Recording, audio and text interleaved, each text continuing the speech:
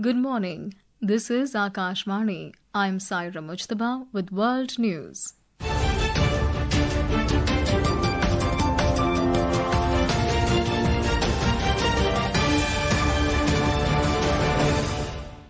The headlines. Prime Minister Narendra Modi to share his thoughts in 129th episode of Mann Ki Baat program at 11 this morning. Polling underway in Myanmar for first phase of general election. Earthquake of magnitude 7 hits Taiwan, no major damage reported. Ukrainian President Volodymyr Zelensky to meet his US counterpart Donald Trump today in Florida to discuss peace plan for ending war with Russia. And in women's cricket, hosts India to take on Sri Lanka in 4th T20 International in Thiruvananthapuram this evening.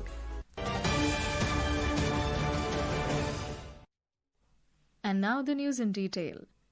Prime Minister Narendra Modi will share his thoughts with the people of the country and abroad in the Mann Ki Baat program on Akashvani today at 11 a.m. It will be the 129th episode of the monthly radio program.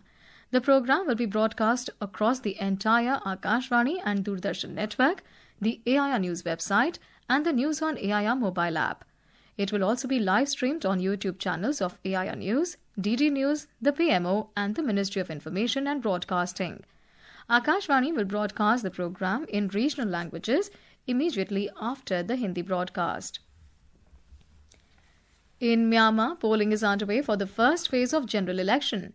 This is the first election in 5 years after the army overthrew the government of Nobel laureate Aung San Suu Kyi in 2021. We have more from our correspondent.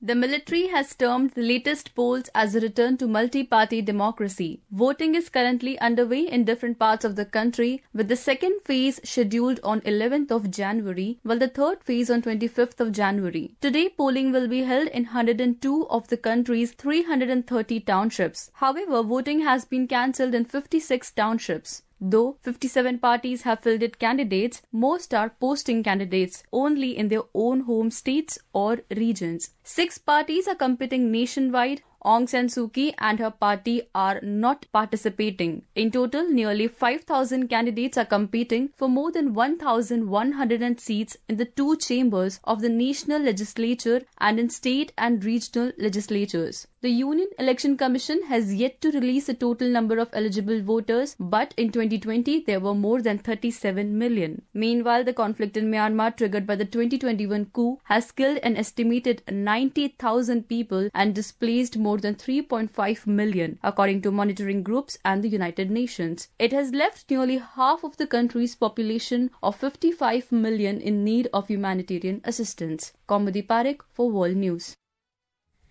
In Taiwan, an earthquake of magnitude 7 struck nearly 32 kilometers off northeastern coastal city of Yilan last night. The island's weather administration said that there are no immediate reports of major damage. The quake, with an epicenter at a depth of 73 kilometers, was felt across the country and shook buildings in the capital, Taipei. Taipei City's government said there was no major damage reported in the immediate aftermath, with some isolated cases of damage including gas and water leakage and minor damage to buildings. Taiwan President Lai Ching-te said in a social media post that authorities had the situation under control and also urged the population to be on alert for aftershocks. Pakistan is facing a serious humanitarian crisis as families of people reported missing in Balochistan staged protests outside the Quetta Press Club yesterday, urging authorities to disclose the whereabouts of their relatives. The protesters described the situation as a serious humanitarian crisis, saying the prolonged lack of information has caused severe mental anguish to families of the missing persons. The protesters added that the issue goes beyond personal loss and raises larger concerns about human rights, constitutional safeguards, and the rule of law. Claiming that local institutions have failed to address their appeals, the families called on international human rights organizations to intervene. Afghanistan has exported pomegranates from Kandahar province to Qatar for the first time as a significant step in efforts to expand the country's agricultural products to new international markets. The shipment, totaling about 20 tons, reflects a growing initiative by Afghan producers to reach buyers beyond the region. The province's pomegranate shipments have increased by around 32% compared with last year, with nearly 22,000 tons sent to countries including Malaysia, Uzbekistan and Russia. This is Akashvani. You're listening to World News. We bring you the top international news and updates from around the globe. Welcome back. Ukrainian President Vladimir Zelensky is scheduled to meet US President Donald Trump in Florida today amid heightened tensions between Russia and Ukraine and ongoing US efforts to broker peace in the region. A report.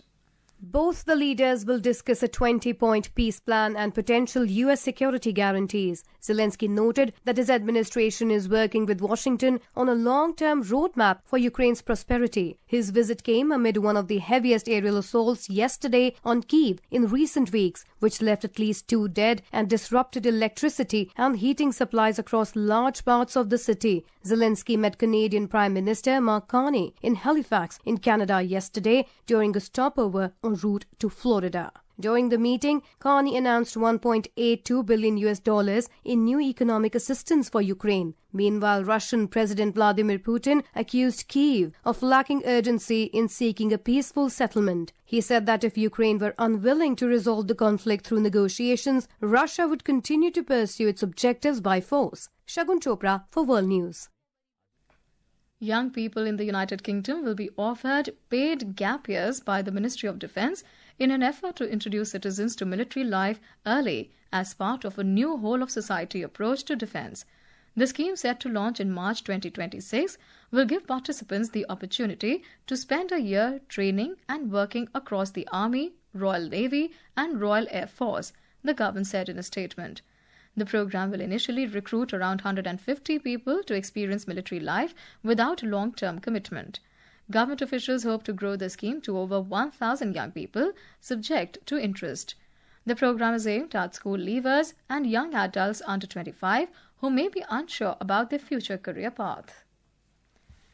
In Guatemala, at least 15 people were killed and 19 injured after a passenger bus plunged into a ravine on the Inter-American Highway in western part of the country, authorities said.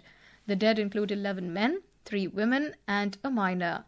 Leandro Amado, a spokesperson for local firefighters, told reporters that 19 injured people were taken to hospitals near the scene yesterday. The crash occurred in the Solola department, an area known for dense fog that reduces visibility for drivers. On to sports now. In women's cricket, India will take on Sri Lanka in the 4th T20 International at the Greenfield International Stadium in Thiruvananthapuram, Kerala today. The match will begin at 7 this evening. Harmanpreet Kaur-led Women in Blue are already leading the 5-match series with an unassailable lead of 3-0. The fifth match of the series will be played on Tuesday at the same venue. In the last match played on Friday, host India defeated the visitors by 8 wickets. Earlier in the first 2 matches of the series in Visakhapatnam, India won both the matches comfortably by showing all-round performance. The series was crucial for India as part of Women's T20 World Cup preparations. The series also set a stage to tune skills for the Women's Premier League beginning next month. And the Board of Control for Cricket in India, BCCI, has announced a 15-member squad for the upcoming ICC Men's Under-19 World Cup, scheduled to be held in Zimbabwe and Namibia from 15th of January to 6th of February next year. The squad will be led by Ayush Matre, while Vivan Malhotra will be the vice-captain. Vaibhav Suryavanshi, Aaron George and Abhigyan Kundu are also part of the squad. And now, before we close, here are the highlights of the bulletin. Prime Minister Narendra Modi to share his thoughts in 129th episode of Mann Ki Baat program at 11 this morning. Polling underway in Myanmar for first phase of general election. Earthquake of magnitude 7 hits Taiwan, no major damage reported. Ukrainian President Vladimir Zelensky to meet his US counterpart Donald Trump today in Florida to discuss peace plan for ending war with Russia. And in women's cricket, hosts India to take on Sri Lanka in 4th T20 International in Thiruvananthapuram at 7 this evening. That's the end of World News. Stay tuned to Akashvani.